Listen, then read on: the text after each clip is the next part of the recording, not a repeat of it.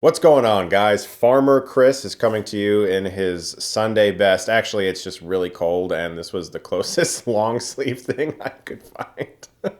So I finally watched Squid Game. This was a show that a lot of people told me to watch for a really long time, and it kind of became one of those things where so many people told me to watch it that I no longer wanted to watch it. Has that ever happened to you where like a lot of people have said you have to watch something, and for that very reason, you become disinterested in it?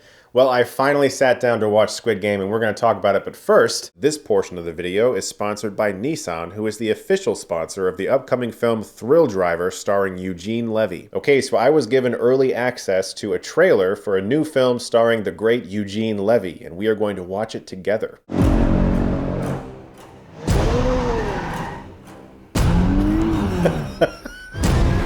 I've always loved Eugene Levy. I find him very, very funny. He has a great sense of deadpan humor, but I've always loved seeing actors who are primarily known for one thing, usually comedy, trying their hand at something serious like drama or action. And I would very much like to see Eugene Levy do that. All right, let's keep going.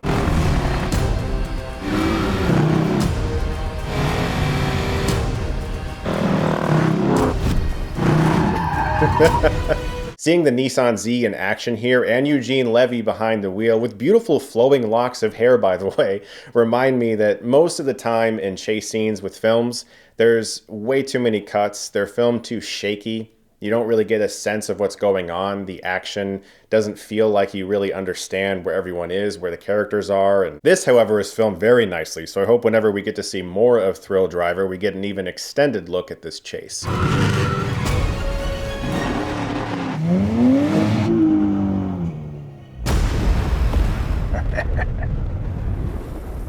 Well, that looks awesome. Eugene Levy makes everything better. I hope to see more of Thrill Driver very soon. And if you would like to see more of Thrill Driver, then head over to thrilldrivermovie.com, and you can find the link in my video description. Thank you so much to Nissan for sponsoring this portion of the video. Now let's get back to the rest of the review. Somehow I was actually able to avoid knowing what Squid Game was about, even though pretty much everybody was talking about it.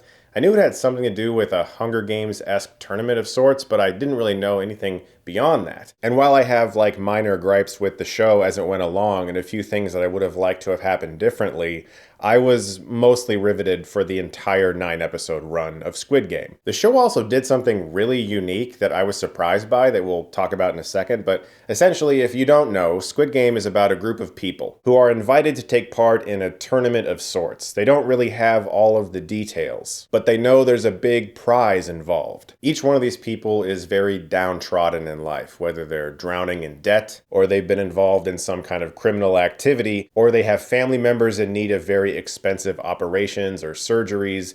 Money would really help each and every one of them. Each player is put in a van, drugged to sleep, and then taken to an island where they face off in a series of life or death games. Every single game could result in their death, and whoever wins gets an insane amount of money. And this show has been out for a minute now, so just in case you haven't seen it, as a warning, I am going to talk about some spoilers. From the very beginning, I found myself very invested in most of the main characters, and I was also taken with the look of the show. It's really beautiful from a production design standpoint, but especially in that a lot of this facility kind of looks like a daycare. There's this great contrast between this childlike environment with all these beautiful popping colors everywhere and the fact that there's all this murderous, bloody death also happening. But I mentioned that the show did something very unique that I really appreciated, and that's that usually when you have a show or a movie like this, like say Battle Royale or The Hunger Games, usually the characters who are involved in the life or death struggle are kind of forced to be there for some reason, or maybe they volunteer but they don't really want to. It's something that's kind of expected of them. It's like in the Hunger Games, it's just like, this is part of society. We do this. When it comes to the characters in Squid Game, in the first episode, they are invited to this place. And when they play red light, green light, they discover, holy shit, we can die from this. And they're informed of the monetary reward, and they choose, as a group, to leave. And then we get an entire episode where they've all left. They're free and clear. And the fact that all of them realize that they would rather actually go back, and they choose to go back, it's so unique in that way that they are now put in a position where they can no longer say, why are you doing this to me?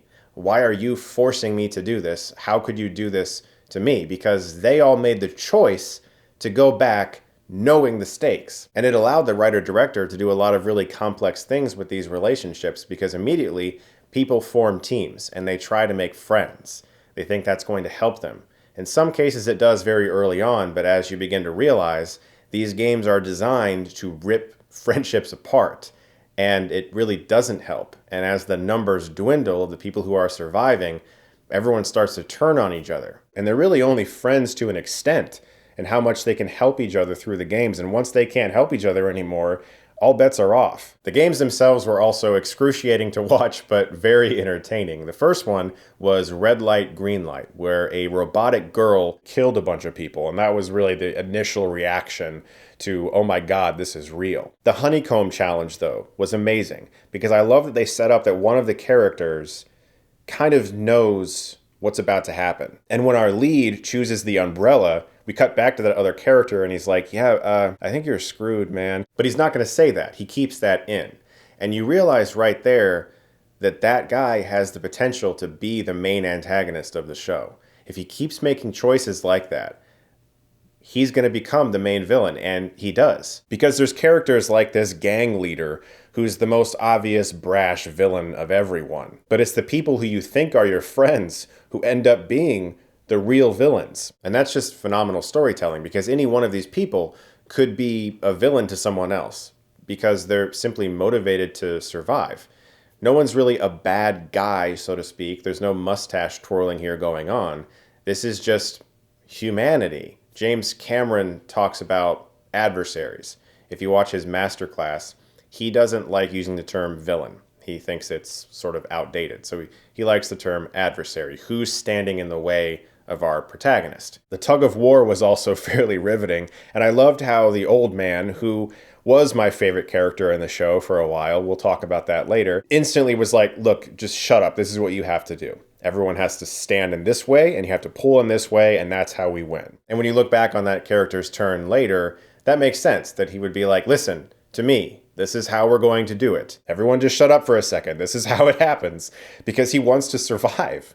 And it makes sense that someone in his position, especially knowing how the show ends, would be like, look, this is how it's going to go down. But easily my favorite episode, as well as the most dramatically powerful and heart-wrenching tournament, was Marbles. Because you get to see certain characters, like for instance our hidden antagonist, completely screw over Ali by creating this elaborate scheme that makes Ali think that they can survive when it results in his death. And of course the back and forth with the old man, where our lead takes advantage of his looming dementia to try to win this game. And it's really, really sad and very powerful to see the depths that a person would go to just to survive. Now again, we'll talk about it later. The way it all concludes with the old man sort of changes things here, and not always in the best way for me, but we'll get to that. Without a doubt, the game that was like the most unfair and completely terrible was the glass tile game, because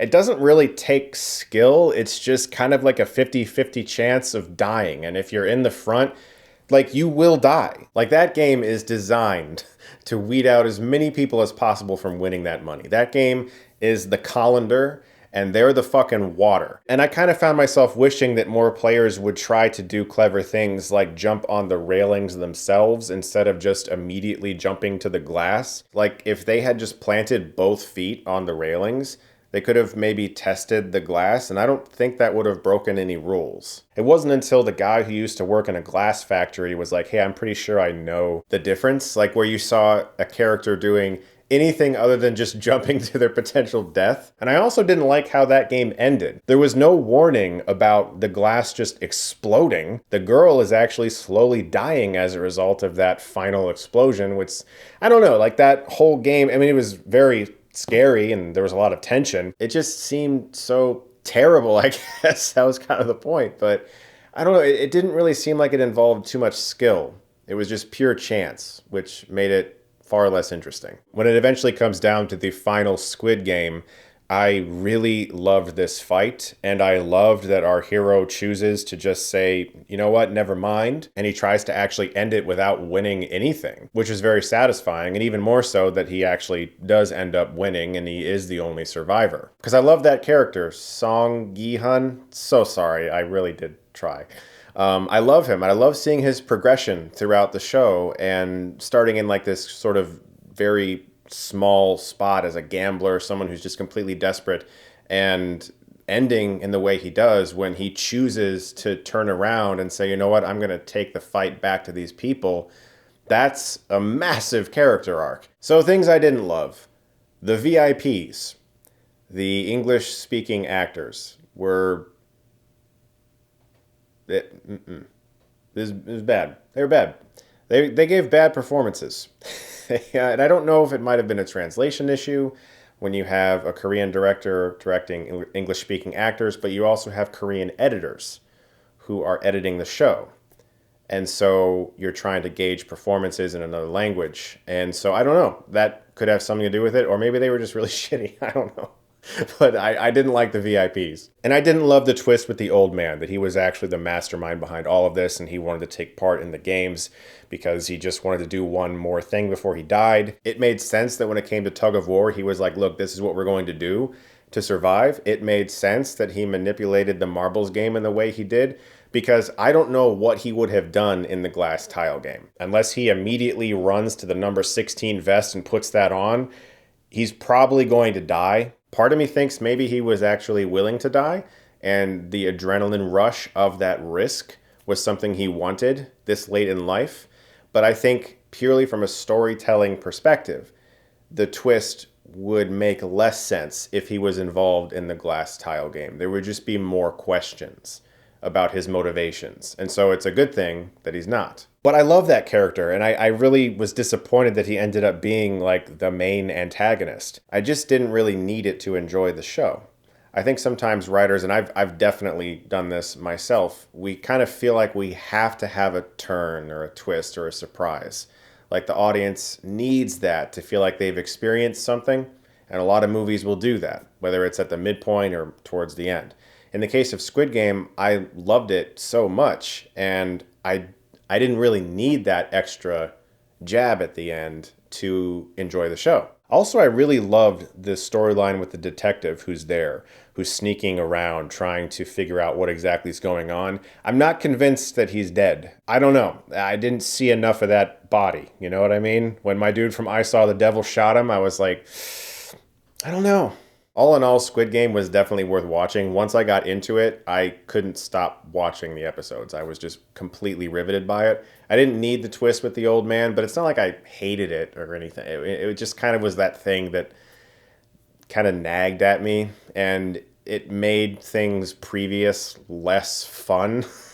In a show that has very little fun, the things that felt kind of heartwarming and made me smile won't on second viewing, because I'm like, that guy's a prick. But before I was like, oh, he's so great and beautiful. He's so cuddly. And suddenly he wasn't. So I get that the point of like wanting that twist, I just didn't think it was really necessary. But if you are like me a few weeks ago, someone who was like, I'm tired of hearing about Squid Game, I don't want to watch Squid Game, maybe check it out. It's pretty good, and I had a great time with it. So guys, thank you so much, as always, for watching. Look forward to more videos very soon. And if you like this, you can click right here and get Stuckmanized.